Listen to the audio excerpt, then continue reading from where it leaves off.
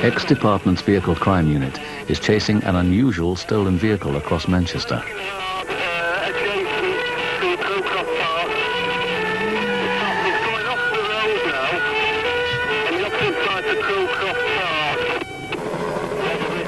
They've been asked to help because they're specialists in pursuing stolen vehicles.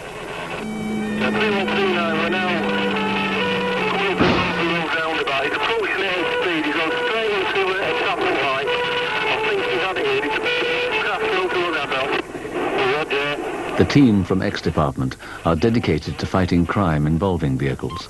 As expert drivers, they're always on call to back up other police divisions.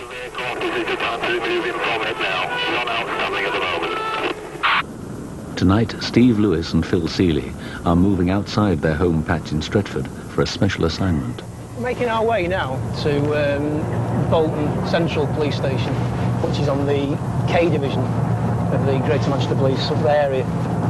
We're going there at the request of the plainclothes unit, the operational support unit, who apparently have highlighted a problem that they've got with burglaries where stolen cars are being used as getaway cars. We're there because of the pursuit capability that we add to the operation that the K Division personnel are running. Left onto Liston Lane. Steve and Phil's driving skills have been finely tuned over the years. First right into Seskin Street.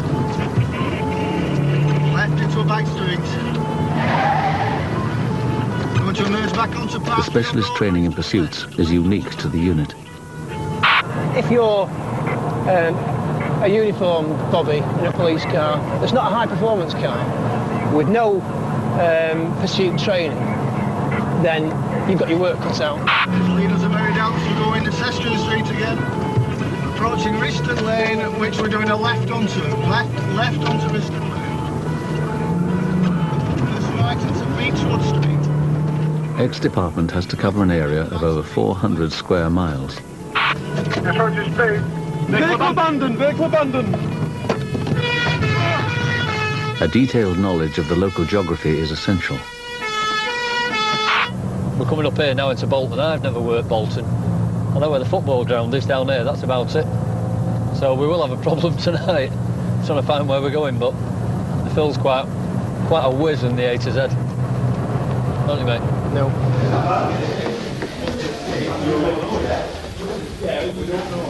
The Operational Support Unit, or OSU, in Bolton have set up Operation Cayman in response to an increase in car theft. Welcome to Operation Cayman, and welcome the Stretford officers to the OSU office at Bolton. To put it in a little bit of perspective, since the 1st of March this year we've had 3,000 motor vehicles stolen on this subdivision alone. Works out at 500 a month. Pursuit situations. The OSU, the officers that are in vehicles, as soon as a pursuit situation starts, you pull off. We leave that to the task officers. They've got to come on to the main drag, or the only way is down that way. The only way they can go then is onto the golf course, which hopefully we've got with a bit of luck. They'll be between them and the local. All right. Yeah, you're on sector 4. You got Manchester Road, so you're going back towards Farnworth? No, here. Towards St Peter's Way, the motorway. No, the football ground. Yeah, right. Football grounds on Manchester Road. You go up there. Hey, guess what? No, we're Plod Lane. I don't know where it is. Okay, so you go there, we'll go there. Right. Shows, mate, Andrew. 2 hours into the operation, they're still waiting to be called into action. But Phil's been busy. I know where we are, mate. I've got it sussed. Plod Lane towards Overholton, 100 mile an hour. So right, St Helens Road towards the Willows. If we do end up pursuing something, and it's down to the person in the passenger seat, which will be me tonight, to do a commentary. Now that's difficult to do if you don't know where you're going. Wrong direction. Tell them it's wrong direction. Play behind. In this pursuit, the radio commentary helped other police units to converge on the area. He's now onto the correct side of the road and inbound the city on Kingsway. He's now going back over the central reservation. and is now southbound Kingsway out of the city. Yes, he's leaving us. We're doing 70 miles per hour. As the backup patrols closed in, the pursuit was brought to a safe end, although the driver got away.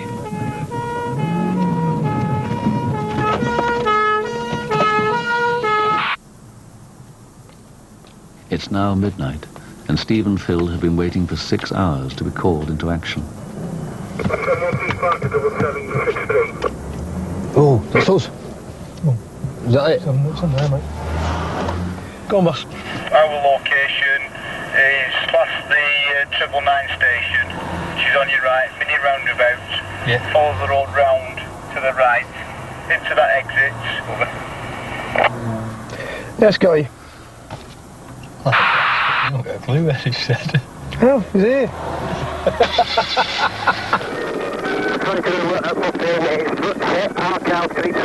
Across town, the helicopter and a police patrol are pursuing a suspicious car, which has refused to stop.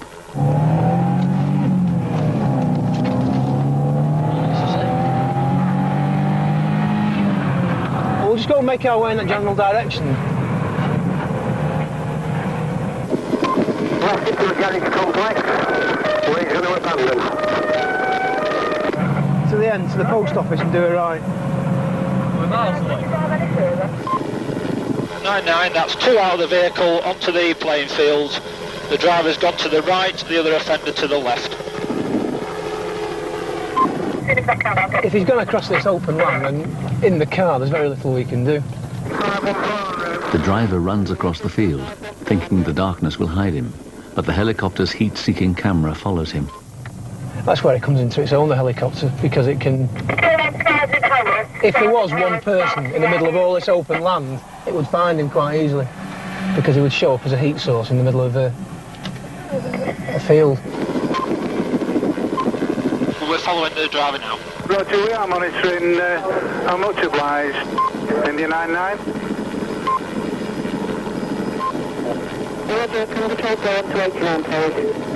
The suspect decides to cut through several back gardens in an attempt to lose his pursuers. And if you ask patrols to go on to 89 as soon as possible, we have an offender on the camera. Roger, can I patrols go on to 89, please? Unfortunately for him, he's clearly visible to the helicopter.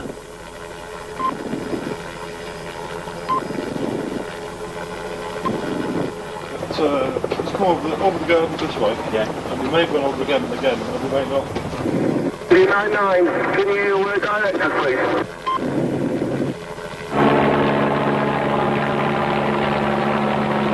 The dogman needs to go right. The offender is at his immediate right.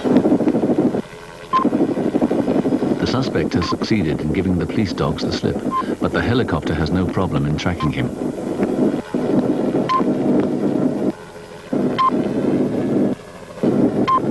Confident that his escape route is unseen, the suspect appears to know exactly where he's heading.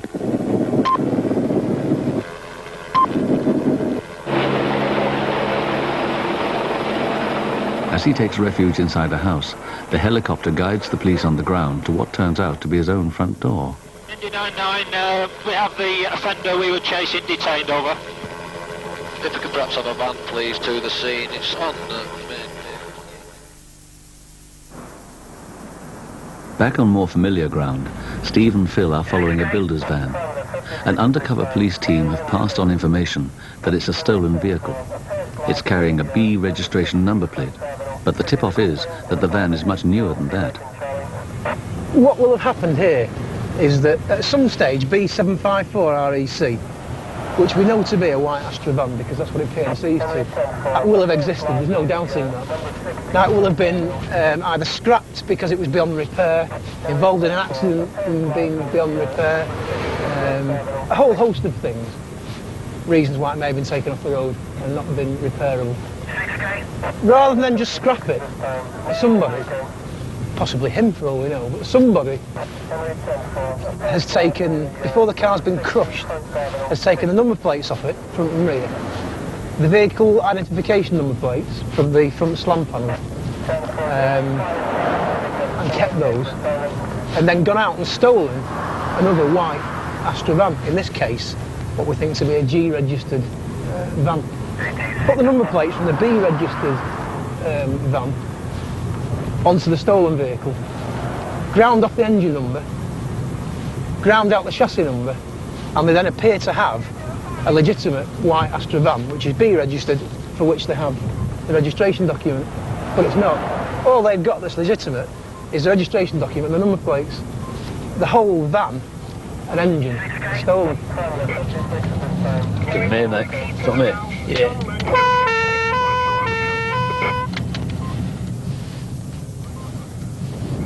We just want to satisfy ourselves that it is in fact a 1984 or 85. Yeah, no, I'm sure you do. But we won't keep you any longer than is absolutely necessary, I can assure you. We just bought it off. We just bought this 2 years ago. Phil is joined by colleagues who look for evidence that the van's identity has in fact been changed. Let me point out something to you just to begin with now. In the car there should be stamped into the floor there a chassis number here now, where you can see all that what appears to be filler. Yeah. Now, clearly the number isn't there, is it? I don't know anything about vehicles. Right, okay, but I'm telling you. That, the flap there is designed so that it can be looked at quite sort of readily. It's gone, it's been filled in. So there's obviously, tell me. well, no, I'm just saying, there's obviously a reason for that. The chassis plates, which are on the front of the vehicle under the bonnet, they've been taken off and replaced. And the engine number, the latter few numbers have been ground off. The first part of the number's there, but the last few digits have been ground off, which all tends to suggest that this is a stolen vehicle on false plates. If you look at the bottom of the ashtray, I've taken it out now.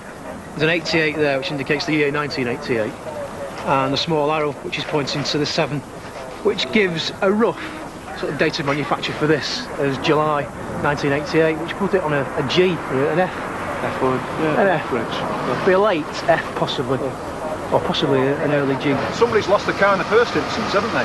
If it is a stolen. Mr. Taylor, that is what we're let's point something else out to you now. You can do what you want. Right, well, I'm going to. The ashtray, together with other bits and pieces in the van. I don't know anything about Well, no, you've got to listen to what I'm saying to you now. This is quite important. The year of manufacture here, this indicates, is July 1988, which puts this as a G or F registered van, not a B registered van. It clearly isn't a B registered van in anybody's eyes. How would we know that? You know, people go looking for things like that. Well, if you're going to buy a car, strictly speaking, the responsibility to ensure that it is straight lies with you, nobody else. Nobody else checks it for you, do they? So you're trying to say I'm a criminal because I bought it? No, I'm trying to say that certainly it needs looking into now. You can do what you want. All right. I can tell you, I am going to piss off somebody stole it, anything like that. Well, no, I don't know that, do I? All I can tell you, what I do know, is that the facts point towards this being a stolen van. You can appreciate the position I'm in. I don't like being told by being police. The van, maybe, I don't know. I'm not sorry, I'm upset. What you've come up with now, it sounds like it's robbed. Well, how do you feel about the person that originally owned the G-registered van? I don't understand that. You know, the thing is, I am against. We're going to lose out. Did you understand it? I'm an innocent person. Legit. He's bought the car legit. And I have a very good reputation all over Urmson. I am, well, I'm going to say it, but I'm major contracts with insurance companies. Don't say and I don't want this on television. Because when you're going to look at television, there's a criminal there and we're using it. No, they're saying that you're a person that's driving a possibly stolen van. I mean, as I said to him on the street, the sole responsibility for checking a car when you buy it lies with you. No one else is going to do it for you. And it's a simple thing to do. A lot of people just don't bother. And it then strikes me as being a bit too late in the day to say, oh, well, I didn't check this and I didn't check that. And, well, who else is going to check it? And if you went into a shop and he says he paid £1,700 for that, and we're going to part with £1,700 of your hard-earned money, would you check what it is that you were buying? Of course you would. Back at the police garage, a specialist team begin the painstaking task of retrieving the true identity of Mr. Taylor's van. It's been ground off. This is the trim inside. The shock absorbers on the hatch at the back. Everything dates to about 1988. We need to be able to say that it's this particular car rather than it's a car that was made in 1988. That's no good to us. And hopefully these chaps will be able to tell us shortly.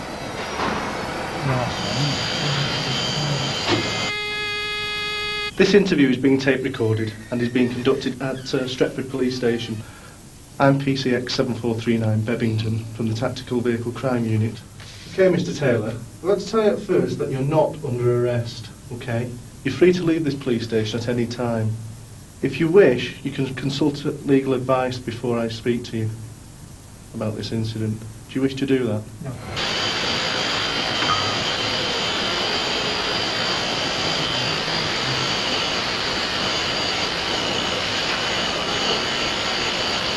Can you remember when you bought that vehicle?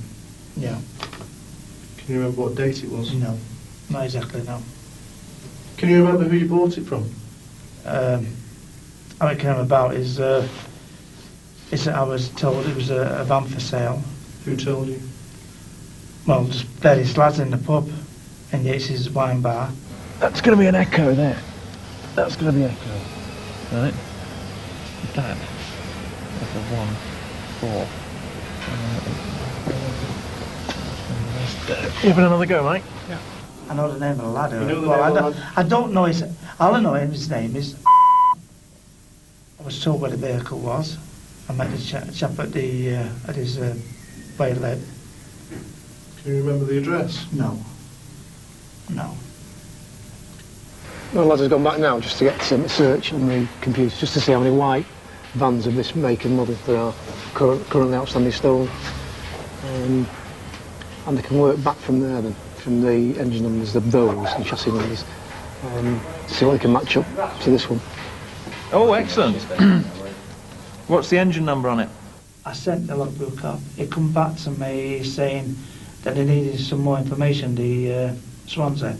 They sent back and said, as far as their records was concerned, that this car had been scrapped. Yeah. Right? Yeah. I remember that. It had been scrapped. Would I supply them with the chassis number? So I supplied them with the chassis number and where it was, sent that back, and they said it was okay and sent me that. That'll do. Thanks a lot. Cheers, Chris.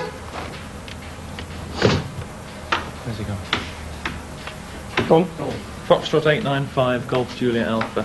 Stolen 26th of May 1992. This man's apparently sold you a scrap car. The police later interviewed another man about the stolen van. He has since been charged with handling stolen goods and is awaiting trial. No charges were made against Mr. Taylor, but he lost the £1,700 he paid for the van, which was returned to its rightful owner. Back on the road, Steve and Phil are called out to help with Operation Beirut, a drugs raid in a neighbouring division. We're going to Chidley Police Station, which is an area of Stockport, where the plainclothes officers there have got a target who's believed to be distributing drugs. They've got an idea of intelligence who's going to be leaving an address this evening to go and sell drugs in clubs and pubs in the Stockport area. The main targets for this is what I call Adrian Tomlinson and Stephen Sampson. Tomlinson's vehicle was a red XR3. In an attempt to catch the drug dealers in the act, the undercover officers will pose as ordinary customers in a pub and secretly radio out information. It will be Steve and Phil's job to follow the target's car after the drop has been made. Also, while we're on the subject of the auto crime unit, lately called TAS, they will be responsible in the circumstance of a vehicle pursuit taking place. No other uniformed or non-uniformed personnel will get involved in a pursuit situation with the exception of TAS. The pub that we're interested in is the Harvester, which is about another 100 yards on the right-hand side. We'll pass it shortly. The lad that we're interested in is the driver and owner of a red Escort RS Turbo. He'll arrive, and shortly after he arrives, the kids here start dealing drugs, so he's obviously dropping off a substantial amount of drugs which are being dealt to the youngsters here. So what we're going to do now is park up out of the way, some distance away, and allow the lads from the plainclothes office who are keeping observations on the pub to watch what goes on, wait till he arrives, and they'll give us the shout. As the undercover officers take their positions inside the pub, Phil and Steve plan their strategy for following the car and arresting the occupants. The information suggests that he will still be carrying an amount of drugs. He won't drop everything off at the Harvester. If that's the case, and he feels that, the driver feels, they're fairly well concealed in the car, he may stop, thinking we're not going to find the drugs. Which is the reason that we propose to detain both him and the car for a drug search, so we can take the car to bits if necessary, and give it a good search. Target vehicle. The car's just arrived there now. Yes, another vehicle. Team 1, Team 6. Team 6, go. That's our other car. Yep, target vehicle is in the car park at the rear of the hostelry. Car's there now. We'll let you know when it moves off. We're going to leave here, speak with Terry in the other task car. 21. Yeah, stand by, mate. We've got a vehicle coming our way. Team 1 is just yeah, no. RLP point. It's on the move now, this car, so we're going to have to... Can I just turn that off? Just... Yeah, try and locate it. Get in his car now. No. Stand by. A group of kids have gone to the back of the pub when this car arrived, and the car's now driven off. On light green, up, away from RLP. Light green. Yeah, where over? Up light green, away from the OP. Marple Road. So it's going towards Marple Road. We've got to move off now. Bad direction, but we've got towards Marple Road. We haven't got sight of the vehicle. I'm trying to search for it. What's the details of the vehicle? Just clarify. Is it the vehicle as per the order? Yeah, the target vehicle. It was a bad shout, Yeah, we're Marple Road now. We're Marple Road vehicle. There it is. There it is. Got it. Got the eyeball. The other way. Johnny? Come on. Yeah. You've seen the target car, the red turbo. Yeah, we've got eyeball on this now. Yeah, where is it, mate? Towards Dockerton, Lisburn Lane. Lisburn Lane. There it is, just going up the hill. 3 vehicles in front. Keep it coming, Phil. Catching you up now.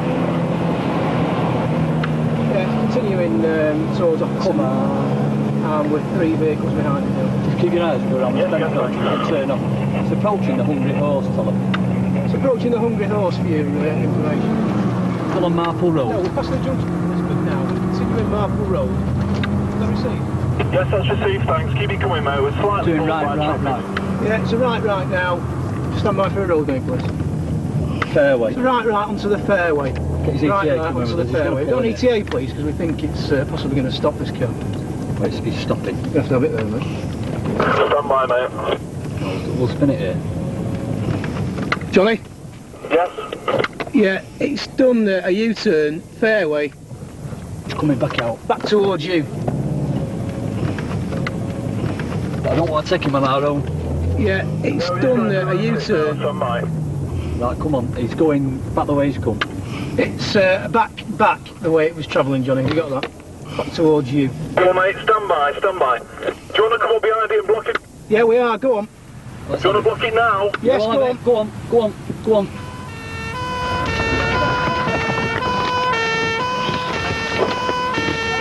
the floor. Alright.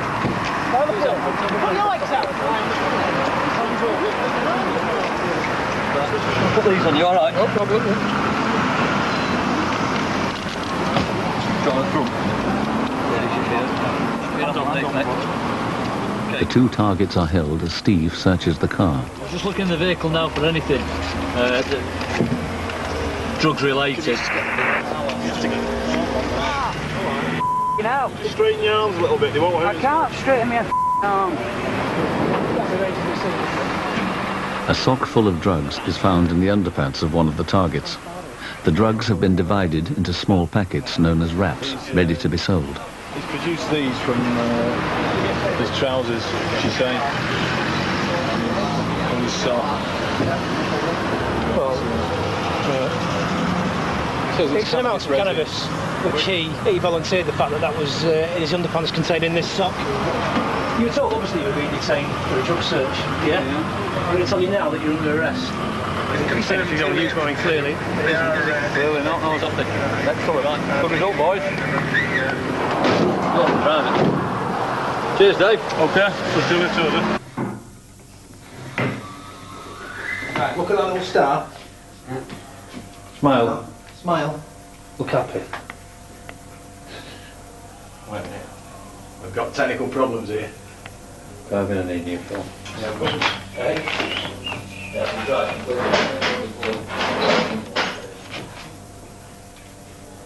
Do you know anything about these? Hey, empty. Oh, no.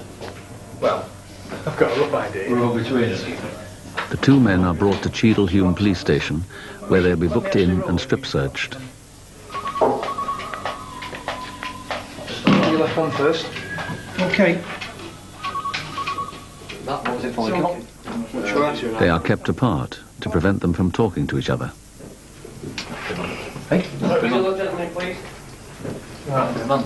I think you're in there, wait till it's front. This gentleman was driving the vehicle. For the time being, he's been detained for a drug search with a view to arresting him for being concerned in the supply of a Class B controlled drug. You understand why you're at the police station? Have you got anything to say at this stage? Okay. Is that the alarm, is it?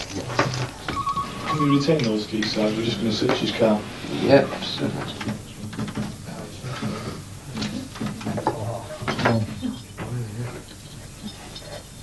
Should be charged or cautioned for the offence with which you've been arrested. I'll need your consent to take your fingerprints and your photograph. Do you consent? Yep. Yep. 7 crosses, 7 signatures, please. 1, 2, 3, 4, 5, 6, 7. You got any gloves? Right, it's been searched in there, strip search, and we found another small wrap which was secreted down his underpants and between his legs. So we've got one small wrap which he says is for his own use. So obviously I just want some gloves now because I'm not going to pick, with no disrespect to it, I'm not going to pick that up. Where's he going? Sold 2? Sold 2. No, he's not. The said item. You say any gloves? This extra fine is enough to charge Tomlinson. Quantity of what he says is also cannabis has been found on his person, and he's subsequently been arrested for possessing a Class B controlled drug with intent to supply. Where was it? Down his pants, yeah. You got anything to say about that? Yeah, what, are you in contact with us, listen? Yes, you want us listening? Okay, no problems. Okay. Operation Beirut is now over for Steve and Phil. 13 hours. When do the overtime period finish? Early. Not sure. Didn't finish yesterday, did it? No. Oh, there was. 13 hours, 15, 16, about 18 hours. It's going to be rafts.